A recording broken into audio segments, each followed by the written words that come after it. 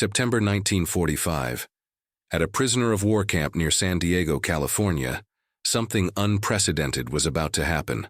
A moment so unexpected, so culturally profound, that it would be remembered by everyone present for the rest of their lives. 32 Japanese women captured during the final weeks of the war while serving as nurses and support staff for the Imperial Japanese military were about to be formally addressed by the camp commander about their impending repatriation to Japan.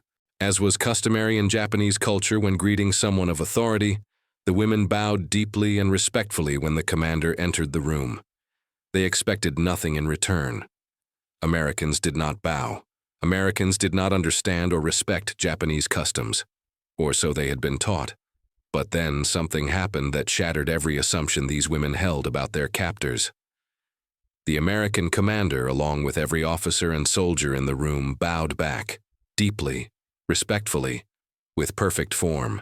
The Japanese women stood frozen in shock, unable to process what they had just witnessed. Before we reveal why this simple gesture of cultural respect would become one of the most powerful moments of reconciliation between Japanese prisoners and American captors, tell us where you are watching from in the comments below. The camp had been established specifically to house Japanese prisoners of war, including a small number of women who had been captured during military operations in the Pacific Theater. The women had been transported to the facility in August 1945, just after Japan's surrender. They had been terrified during the entire journey, convinced that they would be tortured or executed upon arrival. Japanese military indoctrination had been explicit and relentless. Americans hate the Japanese. Americans will show no mercy. Death is preferable to the shame of capture. Several of the women had attempted suicide rather than face capture. Those attempts had been thwarted by American soldiers who had guarded them carefully, not understanding at first why their prisoners kept trying to harm themselves. The women who survived the journey to California arrived traumatized, exhausted, and convinced that every moment might be their last. Among the prisoners was Keiko Yamamoto, a 26-year-old nurse from Osaka who had worked in field hospitals, treating wounded Japanese soldiers. She had been raised in a traditional family that valued honor, duty, and respect above all else. She had been taught that bowing was not just a social custom, but a fundamental expression of Japanese identity and values. The depth of a bow communicated respect, humility, and recognition of social hierarchy. It was as natural to her as breathing. Also among the prisoners was Sachiko Tanaka, a 31-year-old who had served as an administrative coordinator for military operations. She was older, more experienced, and had developed a protective instinct toward the younger women. She tried to maintain discipline and dignity among the prisoners, encouraging them to follow Japanese customs even in captivity as a way of preserving their identity and self-respect. The youngest prisoner was Yuki Nakamura, barely 20 years old, who had been conscripted into service just months before the war ended. She came from a rural village and had never left Japan before being captured. Everything about America terrified her. The language she could not understand, the food that was strange and unfamiliar. The Americans themselves, who seemed impossibly tall and loud and foreign. The camp commander was Colonel Robert Harrison, a career military officer who had served in the Pacific Theater and had witnessed firsthand the brutal final battles of the war. He had seen Japanese soldiers fight to the death rather than surrender. He had seen the kamikazes, the suicide attacks, the absolute conviction that death was preferable to dishonor. He had also seen Japanese civilians caught in the crossfire, had seen families destroyed, had developed a complex understanding of Japanese culture that went beyond simple enemy categorization. Before taking command of the prison camp, Colonel Harrison had done something unusual. He had requested and received permission to consult with Japanese-American advisors about how to manage Japanese prisoners of war. He had spoken with scholars and community leaders from the Japanese-American community in California. He had asked them about Japanese customs, values, and cultural practices. He wanted to understand how to treat Japanese prisoners with respect, while still maintaining security and discipline. One of his advisors, a man named Dr. James Takahashi, whose family had been interned during the war, had explained the significance of bowing in Japanese culture. "It is not just politeness," Dr. Takahashi had said. "It is a fundamental expression of respect and recognition of another person's humanity. When Japanese people bow to you, they are acknowledging your existence and your dignity. If you do not bow back, you are essentially telling them that they do not deserve basic human respect." Colonel Harrison had listened carefully and had made a decision. He had ordered all American soldiers and officers at the camp to learn the proper way to bow. He had brought in instructors to teach them the depth of the bow, the angle of the back, the placement of the hands, the duration of the hold. The Americans had practiced, feeling awkward and uncertain at first, but gradually becoming more comfortable with the gesture. Some of the American soldiers had questioned why they needed to learn to bow to enemy prisoners. Why show respect to people who had fought against America, who had killed American soldiers, who had been part of a military machine that had committed atrocities across Asia? Colonel Harrison's answer had been simple and firm. Because we are Americans, and Americans believe in human dignity. Because treating prisoners with respect is not about what they deserve, it is about who we choose to be. Because if we want to build a lasting peace with Japan, we need to show that we understand and value their culture, even as we reject the militarism that led to this war. The day of the formal address about repatriation arrived on a clear September morning. The Japanese women prisoners had been gathered in the camp's main assembly hall. They had been told that the commander would be addressing them about their return to Japan, about the process and timeline for repatriation. The women had prepared themselves by ensuring they looked as presentable as possible given their circumstances. They had combed their hair carefully. They had made sure their prison uniforms were clean and neat. Maintaining dignity and appearance was important, a way of preserving self-respect even in defeat. When Colonel Harrison entered the assembly hall, accompanied by several officers and a translator, the Japanese women responded instinctively. As one unit, they stood and bowed deeply, holding the bow for several seconds in a gesture of profound respect and submission. This was not a casual nod of the head. This was a formal, deep bow that expressed their recognition of the commander's authority and their own subordinate position as prisoners. The women expected nothing in return. Americans did not bow. Americans might nod their heads slightly or wave their hands, but they did not understand or practice the deep, respectful bows that were central to Japanese social interaction. The women straightened from their bow and prepared to sit down. But then something happened that none of them could have predicted.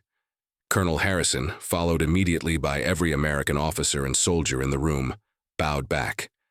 And not a shallow, awkward attempt at a bow, a proper, deep, respectful Japanese bow. The kind that demonstrated real understanding of the gesture's significance. The colonel held the bow for the appropriate length of time, his back at the correct angle, his hands positioned properly. When he straightened, his expression was serious and respectful, showing no hint of mockery or condescension. The Japanese women stood frozen in absolute shock. Several of them gasped audibly. A few put their hands over their mouths in surprise. They looked at each other with expressions of complete confusion and disbelief. Keiko felt tears spring to her eyes, though she did not yet understand why she was crying. Sachiko grabbed the arm of the woman standing next to her, needing physical support as she processed what she had just witnessed. Yuki, the youngest, simply stared with her mouth open, unable to comprehend what had just occurred. The translator, a Japanese-American soldier named Lieutenant Thomas Tanaka, had been prepared for this moment. He spoke in clear, formal Japanese, explaining what was about to happen. Colonel Harrison wishes to address you about your repatriation to Japan, but first he wishes to say something directly. He has learned to bow as a sign of respect for your culture and your dignity as human beings. When he and his officers bowed to you just now, it was not mockery. It was genuine respect. We want you to understand that while we were enemies in war, we recognize you as people deserving of honor and courtesy. The women were still trying to process this information when Colonel Harrison began to speak, with Lieutenant Tanaka translating sentence by sentence. The colonel's message was straightforward but profound. He acknowledged that the war had been terrible for everyone involved. He acknowledged that the Japanese women had suffered as prisoners, separated from their families and homeland. He acknowledged that they must be feeling fear and uncertainty about what they would find when they returned to Japan.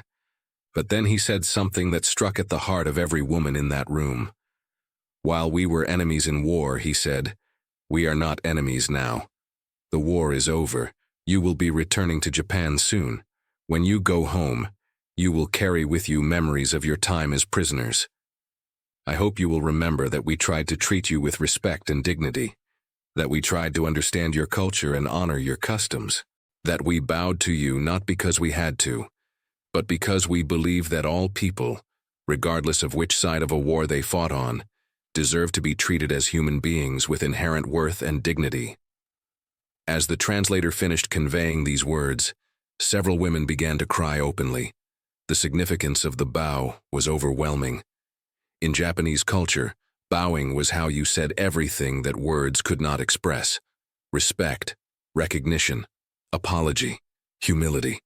The fact that these Americans, their former enemies, had learned to bow properly, and had chosen to bow to them, to acknowledge them as people worthy of respect, communicated more than any speech ever could. After the formal address, the women were dismissed to return to their barracks. They walked in silence, each processing what had happened. Once they were alone in their barracks, the floodgates opened. Women who had maintained stoic composure throughout their captivity now broke down crying. They embraced each other. They talked in rapid, emotional Japanese about what they had witnessed. "Did you see?" Keiko asked, tears streaming down her face. "They bowed to us. They learned how to bow properly. Do you understand what that means? They studied our culture. They cared enough to learn our customs. They showed us respect when they had no obligation to do so." Sachiko, the older woman who had tried to maintain discipline and dignity throughout their captivity, found herself sobbing. "I was wrong," she kept repeating. "I was wrong about everything. I thought Americans were barbarians who had no respect for culture or honor. I thought they would treat us like animals. But they bowed to us. They bowed to us." Yuki, the youngest, was confused by her own emotions. "I do not understand why I am crying," she admitted. "It was just a bow. Why does it feel so important?"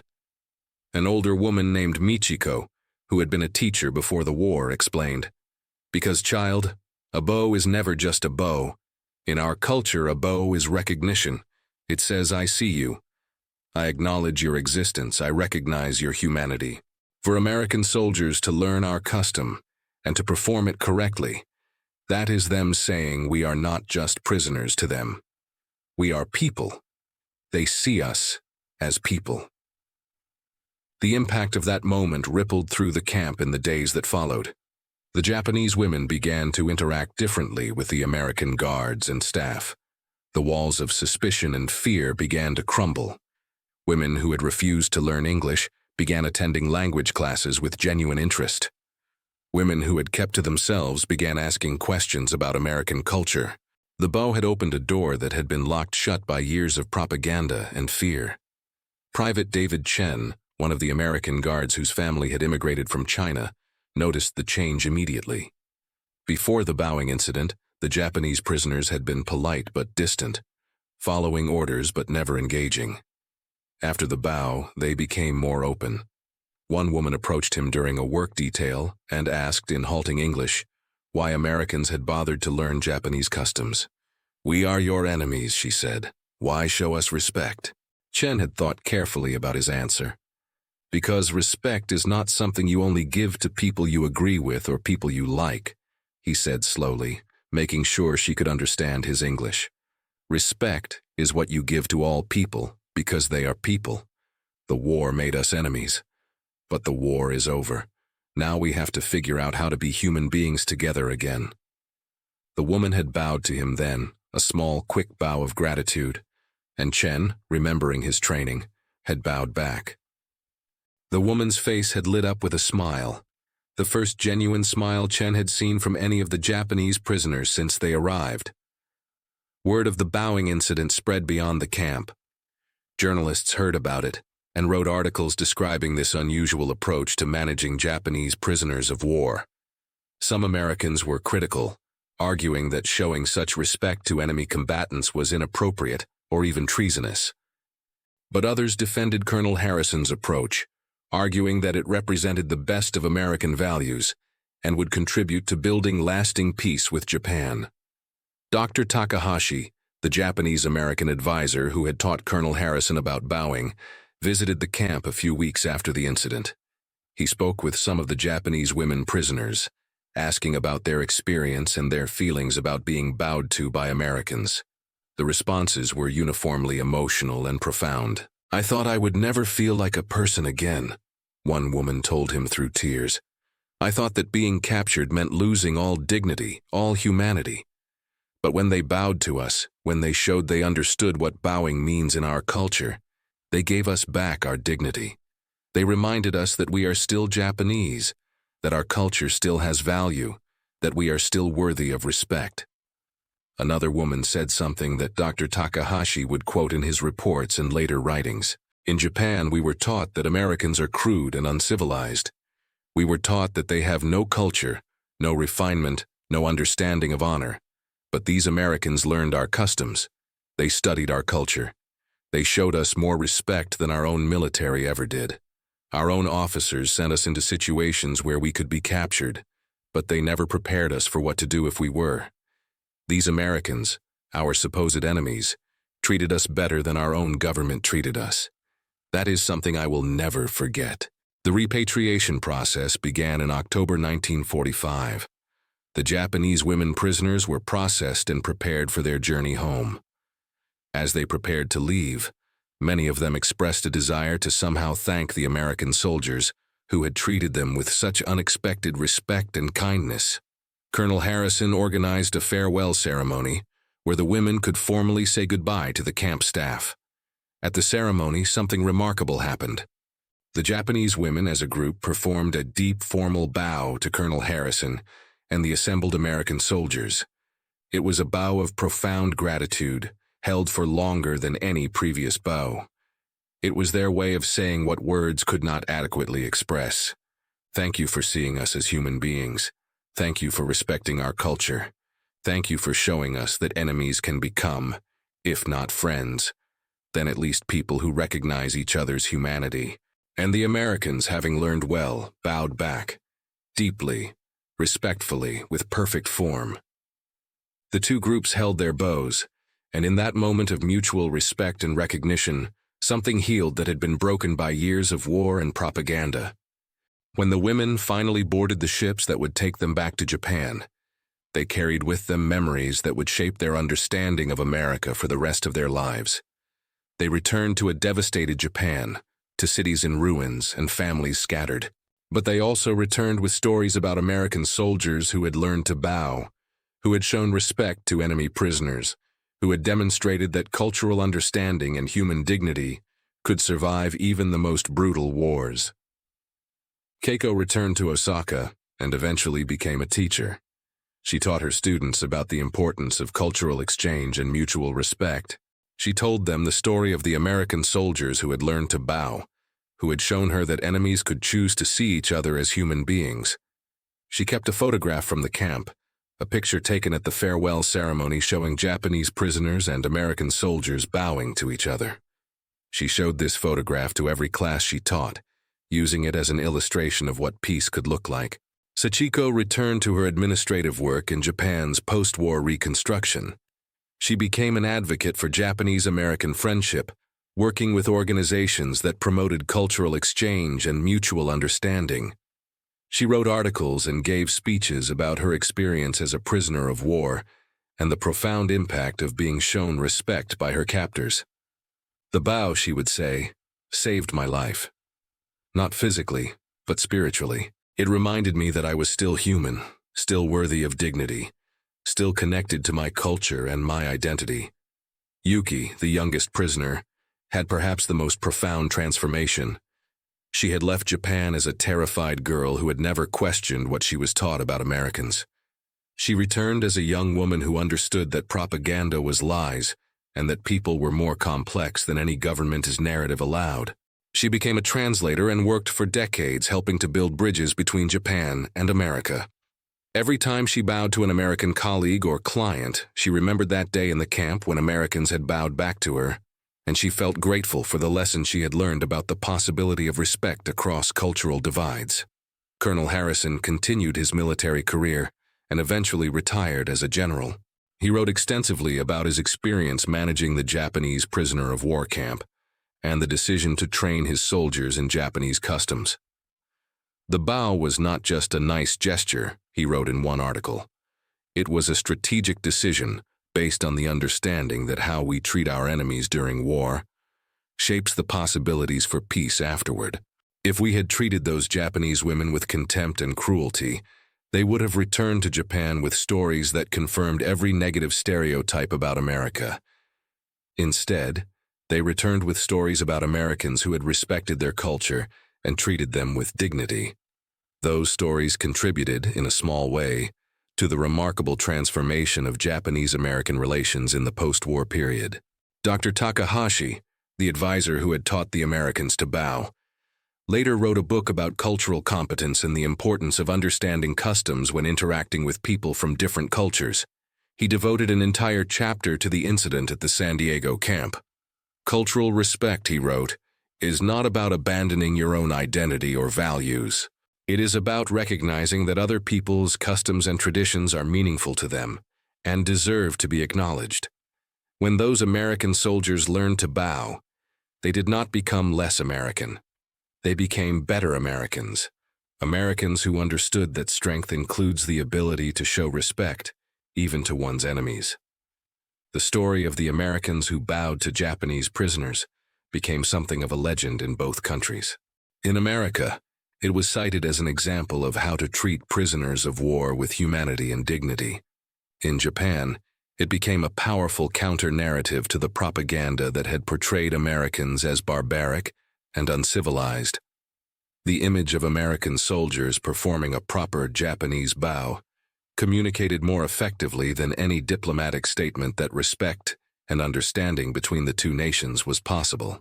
Decades later, when scholars studied the post-war reconciliation between America and Japan, they noted that small gestures like the bowing incident had played a significant role in changing attitudes and building trust. The bow did not single-handedly create peace between the two nations, but it was part of a larger pattern of Americans choosing to treat Japanese people, including former enemies, with respect and dignity. Those accumulated small gestures added up to something larger, a foundation for friendship between nations that had been bitter enemies. Today, the story is taught in cross-cultural communication courses and in military ethics classes. Students learn about the importance of cultural competence, about the power of small gestures to communicate big ideas, about the strategic value of treating enemies with respect. The image of Japanese prisoners and American soldiers bowing to each other has been reproduced in textbooks and articles, a visual representation of what reconciliation can look like. But perhaps the most important legacy of the bowing incident is what it revealed about the possibility of choosing respect, even in circumstances where disrespect would be understandable or even expected. The American soldiers had every reason to treat their Japanese prisoners with contempt.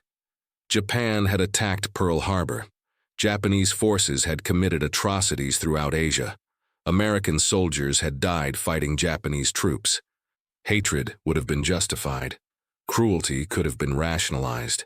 Instead, Americans chose to learn Japanese customs. They chose to bow. They chose to say, through that simple gesture, "You are still people worthy of respect. Your culture still has value. Your dignity still matters."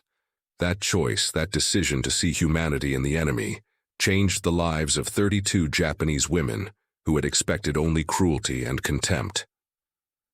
As Keiko said in one of her final interviews before her death, "Everything changed when they bowed.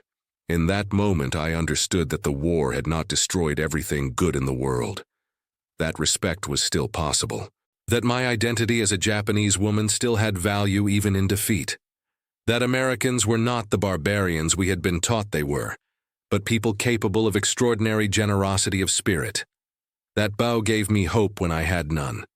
It gave me dignity when I thought I had lost it forever. It gave me permission to imagine a future where former enemies could work together to build something better than the hatred and violence that had defined the war. That is the power of a simple gesture, properly understood and sincerely performed. It can change everything.